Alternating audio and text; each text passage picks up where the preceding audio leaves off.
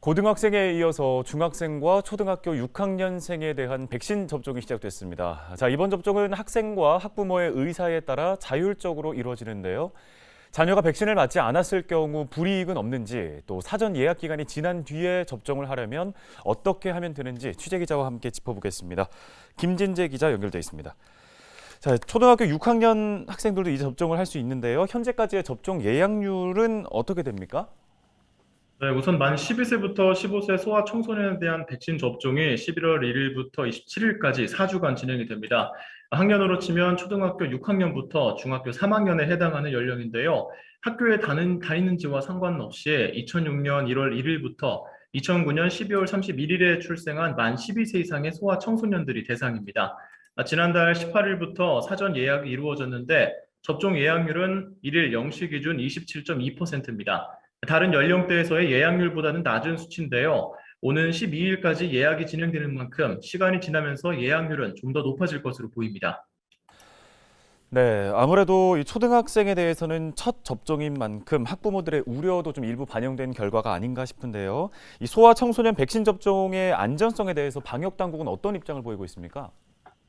네, 현재 만 12세 이상 접종으로 식품의약품안전처가 허가한 백신이 화이자 백신인데요.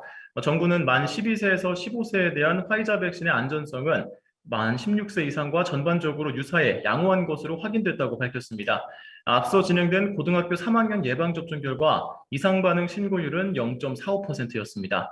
대부분 두통과 발열, 메스꺼움 등 일반 이상 증상이었고요. 심근염과 심낭염은 15건 보고됐습니다.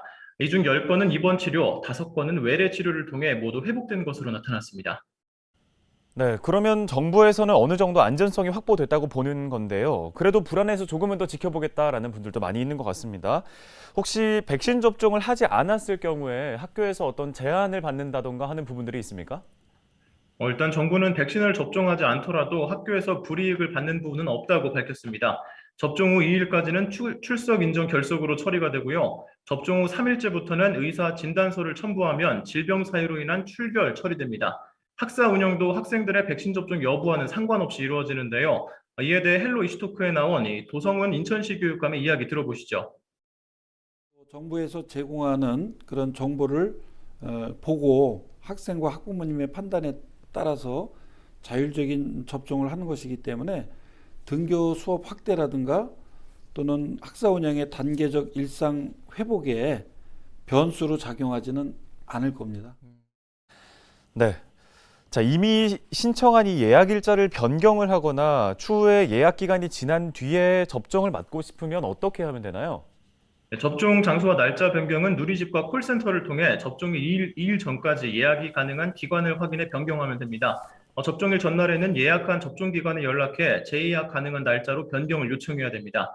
사전 예약 여부와 상관없이 SNS 당일 신속 예약 서비스를 이용할 수도 있는데요. 주변의 병원과 자녀 백신을 확인한 뒤 접종을 예약하면 됩니다.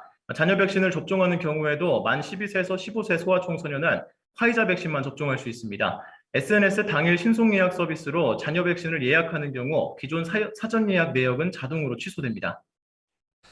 예, 오늘 소아 청소년에 대한 백신 접종과 관련된 이야기는 여기까지 듣겠습니다. 보도국 김진재 기자였습니다.